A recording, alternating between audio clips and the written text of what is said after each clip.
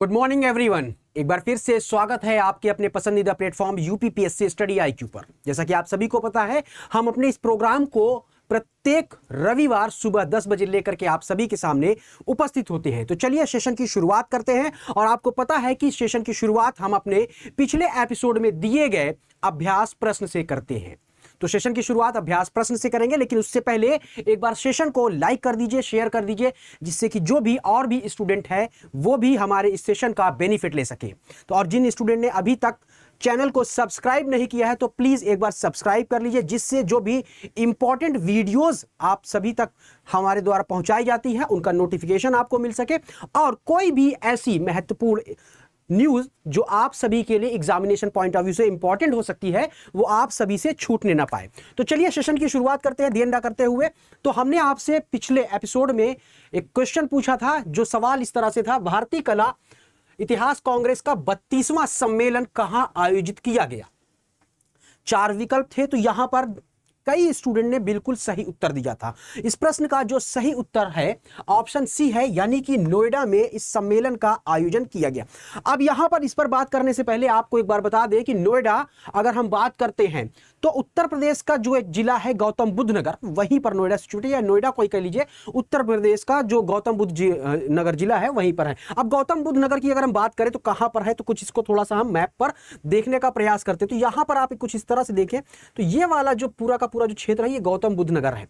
अगर उत्तर प्रदेश की बात करें तो इसकी सीमा के साथ कौन कौन से जिले जो है यहां पर संलग्न होते हैं, तो यहां पर आप अलीगढ़ देख सकते हैं, बुलंदशहर देख सकते हैं, हापुड़ देख सकते हैं और गाजियाबाद, यानी कि उत्तर प्रदेश के 4 जिले इसके साथ अपनी सीमा को साझा करते हैं। साथ ही साथ यहां पर जो नेशनल कैपिटल रीजन है उसके अंतर्गत अगर हम यहां पर देखते हैं, जो दिल्ली हमारी राजधानी है, दिल्ली राज्य की सीमा इसके साथ यहां पर साझा हो रही है, आपको देखने को यहां पर मिल रहा है मैप में। और साथ ही साथ यहां पर हरियाणा जो है उसकी सीमा भी इसके साथ संलग्न हो रही है, यानी कि गौतम बुद्ध नगर की सीमा जो है 2 राज्यों के साथ, जिसमें कि एक केंद्र शासित प्रदेश नई दिल्ली दिल्ली और दूसरा जो है यहां पर हरियाणा, इनके साथ संलग्न हो रही है, और उत्तर प्रदेश के 4 जिलों के साथ अलीगढ़, बुलंदशहर, हापुड़ और गाजियाबाद के साथ संलग्न हो रही है। तो चलिए आ जाते हैं इस पर थोड़ा सा हम बात करते हैं। तो देखिए यहां पर भारतीय कला इतिहास कांग्रेस का जो यहां पर 32वां सम्मेलन था वो 8 से लेकर के 10 फरवरी 2025 तक आयोजित किया गया था Indian institute of heritage Noida में।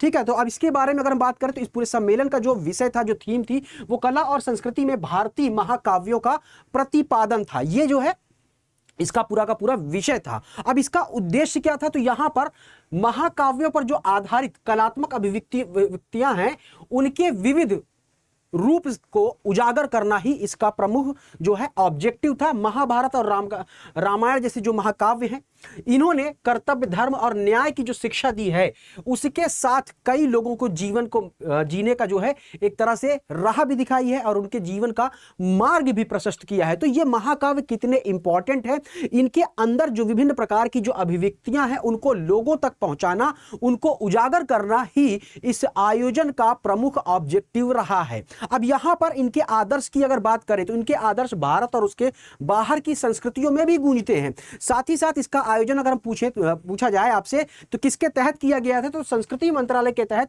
भारतीय विरासत संस्थान नोएडा के द्वारा इसका जो है आयोजन किया गया था। तो ध्यान रखिएगा कि जो भारत सरकार के जो संस्कृति मंत्रालय है उसके तहत यहां पर भारतीय विरासत संस्थान नोएडा के द्वारा किया गया था। तो ये बात हमारे प्रैक्टिस क्वेश्चन की रही। और चलिए आज के सेशन के हम पहले उन महत्वपूर्ण सवालों को देखते हैं जो आप सभी के लिए फ्रेम किया गया है। तो शुरुआत करते हैं पहले प्रश्न से। सवाल है, हाल ही में राज्य सरकार ने कितने रुपए का बजट वित्तीय वर्ष 2025-26 के लिए पेश किया है। ये 4 विकल्प आपके सामने दिए गए हैं। तो आप सभी को पता है कि 20 फरवरी को उत्तर प्रदेश के विधानसभा में मुख्यमंत्री योगी आदित्यनाथ के नेतृत्व में जो वित्त मंत्री हैं सुरेश खन्ना, उनके द्वारा जो है राज्य का बजट पेश किया गया है। और इस बजट का जो आकार रहा है वो इन दिए गए विकल्पों में अगर हम देखते हैं तो 8,08,736 करोड़ रुपए रहा है। तो यहां पर जो आपका सही उत्तर हो जाएगा ऑप्शन डी हो जाएगा। तो चलिए थोड़ा सा हम इस पर डिटेल में चर्चा करते हैं। तो सबसे पहले बजट के आकार की जो हम बात करते हैं वो मैंने आपको बता दिया। साथ ही साथ यहां पर इस बजट को सनातन धर्म के सर्वे भवन्तु सुखिनः की अवधारणा के अनुरूप बताया गया है। तो सर्वे भवन्तु सुखिनः की अवधारणा के अनुरूप बताया गया है। बजट का जो है आकार आपको देख रहे हैं 8,736 करोड़ रुपए। वहीं पर अगर बात करें जो फाइनेंशियल ईयर 2024-25 था उसके बजट से ये 9.8% जो है ज्यादा है। अब इस बजट में अगर हम बात करें कुछ नई योजनाएं भी शामिल की गई हैं, तो इन नई योजनाओं के लिए 28,478 करोड़ और 34 लाख रुपए आवंटित किए गए हैं। यानी कि कुल यहां पर अगर हम बात करें तो 28,478 करोड़ और यहां पर 34 लाख रुपए का आवंटन नई योजनाओं के लिए किया गया है। अब यहीं पर इस बजट में अगर हम देखते हैं कि जो राज्य में जो पर कैपिटा इनकम है, प्रति व्यक्ति जो आय है, वो 93,000 रुपए से अधिक बताई गई है। साथ ही भारतीय जो रिजर्व बैंक है उसकी एक रिपोर्ट के अनुसार अगर हम बात करें तो सभी राज्यों के बीच जो कर प्राप्तियां हैं उनमें उत्तर प्रदेश की जो हिस्सेदारी रही है देश में सबसे अधिक है। यानी कि टैक्स कलेक्शन के मामले में अदर राज्यों के कंपैरिजन में अगर हम बात करते हैं, जो आरबीआई की रिपोर्ट आई है उसमें यह कहा गया है कि उत्तर प्रदेश की जो हिस्सेदारी थी, जो उत्तर प्रदेश का जो शेयर था, वो तमाम अन्य राज्यों से जो यहां पर कर प्राप्तियां हैं यानी कि जो टैक्स कलेक्शन है उनमें से सबसे ज्यादा रहा है। तो ये एक काफी महत्वपूर्ण उपलब्धि के रूप में देखा जा सकता है। बढ़ते हैं अगले प्रश्न की तरफ। सवाल है 20 फरवरी को विधानसभा में पेश किए गए बजट में वित्त वर्ष 2024-25 के लिए प्रदेश की जीडीपी कितने रुपए होने का अनुमान किया गया है। ध्यान रखिए यहां पर जो वित्त वर्ष है 2024-25 कहा गया है, ठीक है, और जो यहां पर बजट पेश किया गया है वो 25 और 26 के लिए, ठीक है। तो यहां पर आपके सामने यहां पर 4 विकल्प दिए गए हैं और इनमें से आपको सही उत्तर का चुनाव करना है। तो देखिए यहां पर जो बजट पेश किया गया है उसमें वित्तीय वर्ष यानी कि फाइनेंशियल ईयर 2024-25 के लिए जो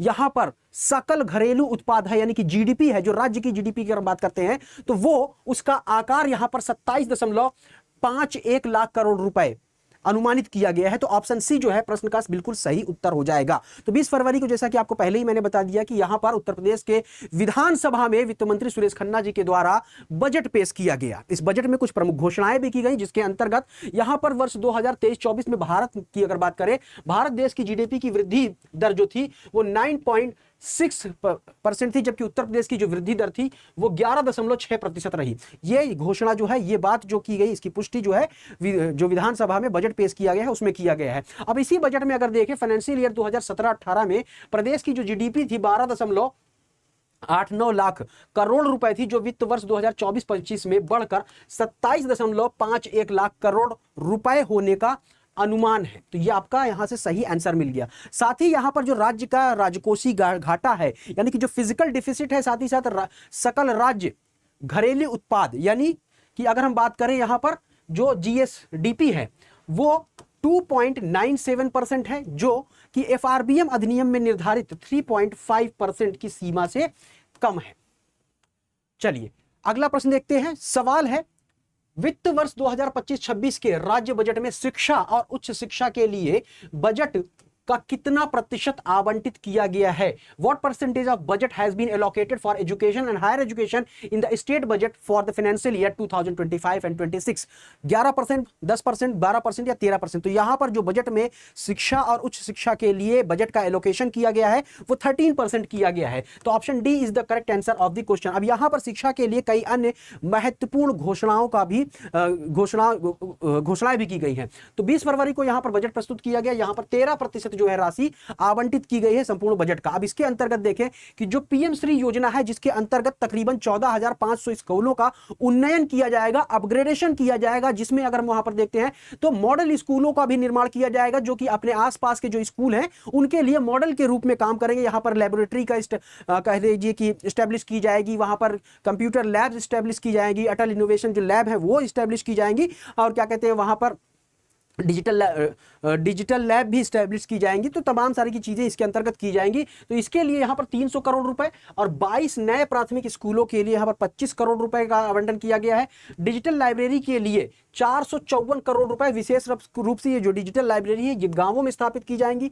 साथ ही यहां पर पॉलिटेक्निक स्मार्ट क्लास रूम के लिए 10 करोड़ रुपए जो है इसमें आवंटित किए गए हैं। ध्यान रखिए कि ये जो आवंटन किया गया, जो 13% की राशि एजुकेशन के लिए एलोकेट की गई है उसी में से है। इसके अलावा यहां पर हायर एजुकेशन में जो छात्राएं हैं उनका पार्टिसिपेशन बढ़ सके, इसलिए यहां पर उनको लाभ देने के लिए स्कूटी योजना के तहत जो भी मेधावी छात्राएं हैं उनको स्कूटी प्रदान की जाएगी। गुरु गोरक्षनाथ आयुष विश्वविद्यालय 2025 में पूरा होगा बन करके यहां पर यह घोषणा की गई है। वही बलिया और बलरामपुर में राजकीय मेडिकल कॉलेज की बनाने की घोषणा की गई है। तो ये तमाम सारी की सारी जो घोषणाएं हैं ये शिक्षा और उच्च शिक्षा से संबंधित है, जिसके लिए यहां पर 13% बजट का एलोकेशन किया गया है टोटल बजट का। तो चलिए अब यहां पर अगला प्रश्न भी देख लेते हैं। सवाल है हस्तशिल्प, रंग और रसायन तथा परिधान प्रौद्योगिकी पर प्रदर्शनी का आयोजन कहां किया गया? ग्रेटर नोएडा, लखनऊ, रामपुर या फिर वाराणसी? तो यहां पर अगर हम देखते हैं हस्तशिल्प, रंग और रसायन तथा परिधान प्रौद्योगिकी पर जो यहां पर प्रदर्शनी का आयोजन किया गया था ये उत्तर प्रदेश के ग्रेटर नोएडा में किया गया था। नोएडा की अगर बात करें, ये जो जिला है बेसिकली गौतम बुद्ध नगर है, जिसे सिटी ऑफ अपैरल के नाम से जाना जाता है। अगर हम बात करें उत्तर प्रदेश की जो पूरी जीडीपी है उसमें सबसे ज्यादा पार्टिसिपेशन इसी का होता है, यानी कि गौतम बुद्ध नगर का। ठीक है, यहां पर अगर हम देखते हैं टेक्नोलॉजी से संबंधित कई सारी यहां पर आपको इंडस्ट्रीज भी देखने को मिलती है। तो चलिए बात करते हैं इसके ऊपर। तो यहां पर अगर हम बात करें तो उद्योगों को नए व्यापारिक अवसर प्रदान करना, उनमें उत्कृष्टता लाना, उसमें स्टेबिलिटी ले आना, साथ ही साथ उसमें इनोवेशन के माध्यम से पूरी तरह से एक हॉलिस्टिकली अगर हम बात करें तो एक विकास और प्रतिस्पर्धा को बढ़ावा देने के लिए ग्रेटर नोएडा में एक स्थान है India expo centre and mart. यहीं पर भारत टेक्स 2025 के अंतर्गत हस्तशिल्प, रंग और रसायन तथा परिधान प्रौद्योगिकी पर एक प्रदर्शनी का आयोजन किया गया था, जबकि इसी से संबंधित एक बड़ा प्रोग्राम, बृहद कार्यक्रम जो है 14 से 17 फरवरी 2025 तक भारत मंडपम नई दिल्ली में आयोजित किया गया। और इस कार्यक्रम के अंतर्गत अगर हम देखते हैं तो 4 प्रमुख विषय थे जिन पर यह पूरा का पूरा कार्यक्रम जो है केंद्रित था। वो कौन कौन से विषय थे? तो इसमें हस्त निर्मित उत्पाद प्रदर्शनी है, गारमेंट्स टेक्नोलॉजी एक्सपो है 2025, डाई केम वर्ल्ड भारत टेक्स 2025 और इंडिया सोर्सिंग कॉन्क्लेव। तो ये 4 के 4 जो विषय थे इस कार्यक्रम के केंद्र में थे। तो चलिए आगे की ओर हम लोग बढ़ते हैं। सवाल है राष्ट्रीय सांख्यिकी प्रणाली प्रशिक्षण अकादमी यानी कि NSSTA की हाल ही में मनाए गए स्थापना दिवस का विषय निम्नलिखित में से क्या था? सांख्यिकी उत्कृष्टता के माध्यम से शासन को सशक्त बनाना, क्षमता विकास और सहयोग के 17 वर्ष। सांख्यिकी उत्कृष्टता के माध्यम से शासन को सशक्त बनाना, क्षमता विकास और सहयोग के 70 वर्ष। यहां पर ये जरा सा कट कर लीजिएगा। आधुनिक सांख्यिकी के माध्यम से शासन को सशक्त बनाना, क्षमता विकास के 17 वर्ष। आधुनिक सांख्यिकी के माध्यम से शासन को सशक्त बनाना, क्षमता विकास के 25 वर्ष। तो ये 4 आपके सामने विकल्प दिए गए हैं।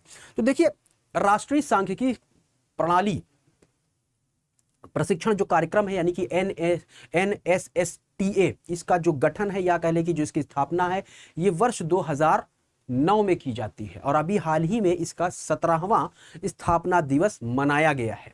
ठीक है, तो इस स्थापना दिवस का जो विषय था वो सांख्यिकी उत्कृष्टता के माध्यम से शासन को सशक्त बनाना, क्षमता विकास और सहयोग के 17 वर्ष, क्योंकि 17वां वर्ष जो है या इसके स्थापना के हो चुके हैं तो इसको सेलिब्रेट किया गया है। तो यहां पर अगर हम बात करें तो NSSTA इसको स्टैब्लिश किया गया था वर्ष 2009 में उत्तर प्रदेश के नोएडा में। अब यहां पर बात करें तो इसका जो कार्यक्रम है, ये जो पूरा का पूरा NSSTA है, इसका एग्जीक्यूशन जो है, ठीक है, या कह लें तो यानी कि इस कार्यक्रम के कार्यान्वयन जो है मंत्रालय के अधीन यहां पर एक महत्वपूर्ण प्रशिक्षण के रूप में इसे स्टैब्लिश किया गया था। तो 13 फरवरी 2025 को इसकी स्थापना के 17 वर्ष हो गए थे। और जब यहीं पर अगर देखते हैं जो कि नोएडा में एक स्थान है महानोबिस ऑडिटोरियम, ठीक है, ग्रेटर नोएडा में, तो यहीं पर इसकी 17वां स्थापना दिवस को सेलिब्रेट किया गया है। अब इसका प्रमुख कार्य क्या होता है?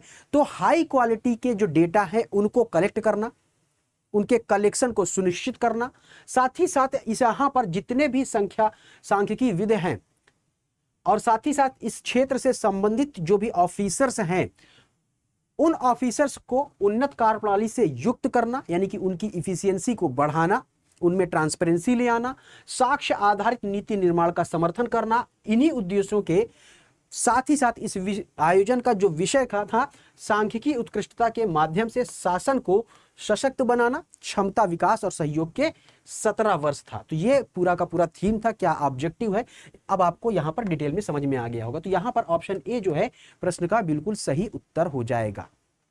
चलिए बढ़ते हैं अगले प्रश्न की तरफ।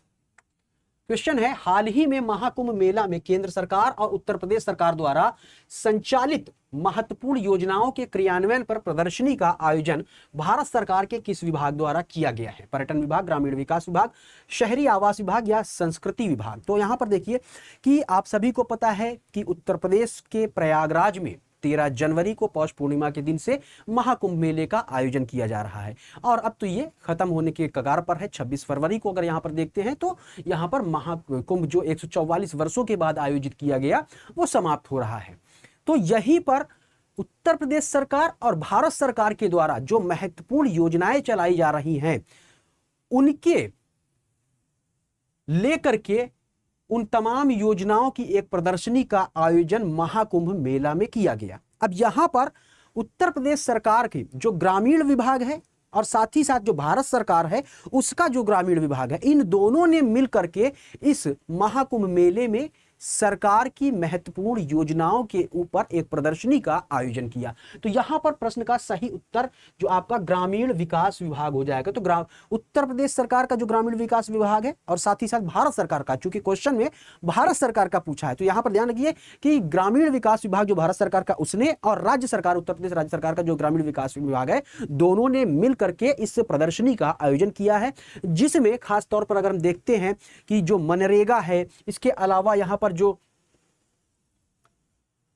प्रधानमंत्री आवास योजना है, साथ ही साथ यहां पर राष्ट्रीय ग्रामीण आजीविका मिशन है, इन तमाम क्षेत्रों में सरकार के द्वारा क्या महत्वपूर्ण उपलब्धियां हासिल की गई हैं उनको प्रदर्शित किया गया इस प्रदर्शनी के माध्यम से। तो यहां पर मनरेगा के अंतर्गत अगर हम देखते हैं तो अमृत सरोवर है, नालियों का निर्माण है, वृक्षारोपण है, शोकपिट इत्यादि है, रेन वाटर हार्वेस्टिंग है, ग्राम पंचायत भवन आदि का निर्माण करवाया गया। तो ये तमाम सारी चीजें इस प्रदर्शनी के माध्यम से यहां पर शो की गई है। अब राष्ट्रीय ग्रामीण आजीविका मिशन के तहत यहां पर सरस हाट के माध्यम से महिलाओं के द्वारा जो भी वस्तुएं निर्मित की जाती हैं, यानी कि उनके द्वारा जो निर्मित उत्पाद है उनको प्रमोट कर उनकी आजीविका को यहां पर संवर्धित करने का प्रयास किया गया है और इसमें काफी हद तक जो है सरकारें कामयाब भी रही हैं। साथ ही साथ यहां पर देखते हैं कि बीसी सखी और जो ड्रोन सखी है, ऐसे कार्यक्रमों में महिलाओं की जो आर्थिक और सामाजिक जीवन में सुधार आया है उसको भी प्रदर्शित किया गया है। प्रधानमंत्री आवास योजना खासकर जो ग्रामीण है और मुख्यमंत्री आवास योजना जो ग्रामीण क्षेत्र से संबंधित है, इसके तहत जो है मॉडल आवासों से ग्रामीण क्षेत्रों में आवास का जो बदलता स्वरूप है और हर परिवार को अपना पक्का मकान देने का जो लक्ष्य है पूरा किया गया है, उसको भी यहां पर प्रदर्शित किया गया है। इसके अलावा एकीकृत जल ग्रहण प्रबंधन प्रणाली इत्यादि यहां पर पूरा का पूरा ये तमाम सारी योजनाएं, इसके अलावा और भी कई विभिन्न प्रकार की योजनाओं का प्रदर्शन यहां पर किया गया था। तो किसके द्वारा? भारत सरकार के ग्रामीण विकास विभाग एवं उत्तर प्रदेश सरकार के ग्रामीण विकास विभाग के द्वारा महाकुंभ मेले में तमाम जो योजनाएं हैं उनको लेकर के एक प्रदर्शनी का आयोजन किया गया था। तो यहां से प्रश्न का आपका सही उत्तर ऑप्शन बी हो जाएगा। चलिए अगला सवाल है, हाल ही में आयोजित काशी तमिल संगमम के 4S विषय में निम्नलिखित में से कौन शामिल नहीं है? संत परंपरा, समाज सुधारकों, सामाजिक न्याय या वैज्ञानिक? तो यहां पर देखिए कि अगर हम बात करते हैं तो अभी हाल ही में उत्तर प्रदेश के वाराणसी में मुख्यमंत्री योगी आदित्यनाथ ने काशी तमिल संगमम जो एक कार्यक्रम है उसका उद्घाटन किया है। ये जो काशी तमिल संगमम आयोजन है ये मुख्य रूप से अगर हम देखते हैं तो जो तमिलनाडु और उत्तर प्रदेश के जो यहां पर लोग हैं उनके बीच एक जुड़ाव का मंच प्रदान करता है और ये संबंध लगभग 15वीं शताब्दी से ही चला आ रहा है। तो यहां पर अगर हम देखते हैं कि जो महर्षि अगस्त्य थे उनकी प्रेरणा से 4S को इसमें इंप्लीमेंट किया गया है। अब ये 4S विषय क्या है? तो इसमें संत परंपरा यानी कि जो सेंट ट्रेडिशन है, साथ ही साथ साइंटिस्ट जो वैज्ञानिक है, इसके अलावा जो यहां पर सोशल रिफॉर्मर हैं यानी कि जो समाज सुधारक है उनको भी इंक्लूड किया गया है और जो छात्र है यानी कि स्टूडेंट्स उनको भी इंक्लूड किया गया है, जबकि सोशल जस्टिस को यहां पर शामिल नहीं किया गया है। तो यहां पर देखिए कि क्या है, संत परंपरा, वैज्ञानिक, साइंटिस्ट, समाज सुधारक यानी कि सोशल रिफॉर्मर और छात्रों को एकजुट करता है। तो यहां पर जो आपका जो विकल्प दिया है सामाजिक न्याय यानी कि सोशल जस्टिस, ये शामिल नहीं है और यही आपसे प्रश्न में पूछा गया है। तो प्रश्न का सही उत्तर यही हो जाएगा। तो अब यहां पर देखिए कि इस समय की बात करें तो यहां पर जो है ये वाराणसी में आयोजित किया गया एक महत्वपूर्ण आयोजन है जो कि एक भारत श्रेष्ठ भारत के दृष्टिकोण से प्रेरित है और इसके तीसरे संस्करण का आयोजन किया गया है। यह क्या करता है, काशी जो कि उत्तर प्रदेश की बात कर रहा है और तमिलनाडु के बीच एक साझा भावनात्मक और रचनात्मक बंधन पर जोर देते हुए भारत की जो सांस्कृतिक नींव है उसको उजागर करने का प्रयास करता है। और यह पूरा का पूरा जो आयोजन है महाकुंभ 2025 के समारोह के साथ इंटीग्रेटेड है। और यहां पर जो अगस्त ऋषि से जो प्रेरणा लेकर के 4S विशेष में शामिल किए गए हैं, तो ऋषि अगस्त के बारे में अगर कहा जाए तो ऐसा माना जाता है कि उत्तर और दक्षिण भारत के बीच इन्होंने सेतु बनने का काम किया था, यानी कि दो उत्तर भारत और दक्षिण भारत के बीच में कोई व्यक्ति जो जिसने सेतु के रूप में काम किया तो वो ऋषि महर्षि अगस्त थे। तो चलिए यहां पर थोड़ा सा इससे संबंधित और भी बातचीत कर ले। तो यहां पर काशी जो कि उत्तर प्रदेश में है और वहीं तमिलनाडु के बीच में अगर हम बात करें तो जो प्राचीन संबंध है हमें तकरीबन 15वीं शताब्दी से ही देखने को मिलते हैं। तो यहीं पर अगर हम बात करें तो जहां पर मदुरै के आसपास के क्षेत्र में एक शासक था जिसका नाम पराक्रम पांड्या था, उसने अपने मंदिर के लिए शिवलिंग लाने के लिए प्रयास किया था। कहां से? काशी से। अब जब वो यहां पर शिवलिंग लेकर के काशी से लौट रहा होता है तो वो क्या करता है, रास्ते में थोड़ा सा आराम करने के लिए रुक जाता है और जब उसने फिर से अपनी यात्रा को जारी किया यानी कि मदुरै के रूप में पास मदुरै की ओर वो चला तो उसकी जो यहां पर गाय थी जो शिवलिंग ढो रही थी वो रुक जाती है। तो यहीं पर अगर हम देखते हैं तो पराक्रम पांड्या ने इसे भगवान की इच्छा समझा और यहीं पर उस शिवलिंग को स्थापित कर दिया। और वो स्थान की अगर हम बात करें तो वो स्थान तमिलनाडु में शिव काशी के नाम से जाना जाता है। अब जो भक्तगण तमिलनाडु से उत्तर प्रदेश के काशी में अगर नहीं जा पाते हैं, किसी कारणवश यहां नहीं जा सकते हैं, तो उनके लिए पांडवों ने दक्षिण पश्चिमी तमिलनाडु के तेनकाशी नामक स्थान पर काशी विश्वनाथ मंदिर का निर्माण करवा दिया। ठीक है, जो केरल के साथ राज्य की सीमा के साथ समीप है। तो ये इससे संबंधित कुछ महत्वपूर्ण बात है, आप इसे देख सकते हैं। चलिए अगला प्रश्न देख लेते हैं। हाल ही में प्रस्तुत किए गए राज्य बजट में कहां पर AICT बनाने के लिए 5 करोड़ रुपए आवंटित किए गए हैं? नोएडा, गाजियाबाद, लखनऊ या फिर कानपुर? तो जो बजट पेश किया गया है उसमें लखनऊ में आर्टिफिशियल इंटेलिजेंस सिटी एस्टैब्लिश करने के लिए 5 करोड़ रुपए एलोकेट किए गए हैं। तो प्रश्न का सही उत्तर ऑप्शन सी हो जाएगा, यानी कि लखनऊ हो जाएगा। तो यहां पर साइबर सुरक्षा और तकनीकी विकास के लिए भी कुछ प्रमुख घोषणाएं इस बजट में की गई थी, जिसमें कि आर्टिफिशियल इंटेलिजेंस सिटी की स्थापना की जाएगी। साथ ही साथ यहां पर टेक्नोलॉजी रिसर्च ट्रांसलेशन पार्क की भी स्थापना की घोषणा की गई है। लखनऊ में ही AICT की स्थापना के लिए 5 करोड़ रुपए का बजट दिया गया है। साइबर सुरक्षा के लिए 3 करोड़, वहीं ICT लैब और स्मार्ट सिटी की योजना भी इस बजट में बनाई गई है, यानी कि इससे संबंधित बातें भी कही गई है। सेंटर ऑफ एक्सीलेंस की स्थापना की भी जो योजना है उसको भी यहां पर डिक्लेयर किया गया है इस बजट में। तो प्रश्न का सही उत्तर आपका ऑप्शन सी हो जाएगा। बढ़ चलते हैं अगले प्रश्न की तरफ। सवाल है, आयुष्मान कार्ड बनाने में पूरे देश में उत्तर प्रदेश का कौन सा स्थान है? पहला, दूसरा, तीसरा या चौथा? 20 फरवरी को जब बजट पेश किया गया विधानसभा में वित्त मंत्री सुरेश खन्ना जी के द्वारा, तो इसी बजट में इस बात की भी पुष्टि की गई कि उत्तर प्रदेश आयुष्मान कार्ड बनाने वाला भारत में पहला स्थान रखता है। अब यहां पर कमेंट सेक्शन में आप सभी को बताना है, यह आपका होमवर्क है कि यहां पर जो ये आयुष्मान कार्ड बनाया जाता है जिसके अंतर्गत 5 लाख रुपए का स्वास्थ्य बीमा एक तरह से आपको दिया जाता है, यह योजना कब शुरू की गई थी और किस मंत्रालय के द्वारा शुरू की गई थी? क्योंकि देखिए इससे संबंधित जब बातें बजट में की गई है तो प्रोबेबिलिटी बनती है, संभावना बनती है कि इस योजना की शुरुआत कब की गई, किस मंत्रालय के द्वारा की गई, किस विभाग के द्वारा की गई, ये तमाम जानकारी आपके पास होनी चाहिए। आप करते क्या है कि करंट से संबंधित जितनी भी योजनाएं होती हैं उनको तो पढ़ के चले जाते हैं, लेकिन जो पुरानी योजनाएं पहले से चली आ रही हैं आप उनको नेग्लेक्ट कर देते हैं या लगभग अगर देखते भी तो सरसरी तौर पर देखते हैं, और जब उनसे क्वेश्चन पूछ लेते हैं तो आप उसे गलत कर सकते हैं, गलत कर देते हैं। और जिस तरह से 2024 पीसीएस प्रीलिम्स परीक्षा हुई है, यानी कि उसमें जो करंट से लेकर के क्वेश्चन पूछे गए हैं, तो आपको खुद आइडिया लग गया होगा कि आपकी तैयारी किस लेवल की होनी चाहिए। तो यहां पर जो सवाल आपसे पूछा गया है आपको पता है तो कमेंट सेक्शन में फटाफट अपने आंसर को दर्ज कर दीजिए, और अगर नहीं पता है तो एक बार खंगालिए उत्तर को, नेट पे सर्च करिए या अपने नोट्स को पलटिए। हमारा मकसद ऐसे सवालों को पूछने का सिर्फ यही होता है कि जब आप इन प्रश्नों को पढ़ रहे होते हैं तो आपके पास कुछ एडिशनल नॉलेज जो कि फैक्ट्स बेस्ड होती है वो भी आपको मिल जाए या आपका रिवीजन हो जाए। तो जरूर आंसर करिएगा इस बात का कि आयुष्मान कार्ड की जो योजना है वो कब शुरू की गई, किस मंत्रालय के अंतर्गत शुरू की गई, ये तमाम चीजें आप जरूर आंसर करिएगा। तो यहां पर देखिए 5 लाख का मुफ्त उपचार इसके अंतर्गत दिया जाता है। तो यहीं पर जो बजट पेश किया गया है इसमें चिकित्सकीय और स्वास्थ्य क्षेत्र के लिए 6% की जो राशि है वो एलोकेट की गई है। अब इसी बजट में अगर देखते हैं तो इस बात की भी पुष्टि की गई कि आयुष्मान भारत जो आयुष्मान कार्ड जो बन रहा है उस मामले में उत्तर प्रदेश पहला स्थान रखता है पूरे देश में। तो ये बात की गई, उत्तर प्रदेश का यहाँ पर पहला स्थान है। इसके अलावा यहीं पर राजकीय औषधि कॉलेज की स्थापना करने, और वाराणसी में अगर हम देखते हैं तो राजकीय होम्योपैथिक मेडिकल कॉलेज की स्थापना की घोषणा की गई है, जबकि बलिया और बलरामपुर में राजकीय मेडिकल कॉलेज बनाने की बजट में घोषणा की गई है। तो ये चिकित्सा और स्वास्थ्य से संबंधित महत्वपूर्ण योजनाएं जो है इसमें बजट में डिस्कस की गई है। अब आप सभी के लिए हमेशा की तरह एक प्रैक्टिस क्वेश्चन जिसका उत्तर आप कमेंट सेक्शन में देंगे, और इसका आंसर हम अपने अगले एपिसोड में आप सभी के साथ साझा करेंगे, डिटेल से चर्चा करेंगे। तो सवाल आप सभी के लिए है, पीएम जनमन का संबंध निम्नलिखित में से किससे है?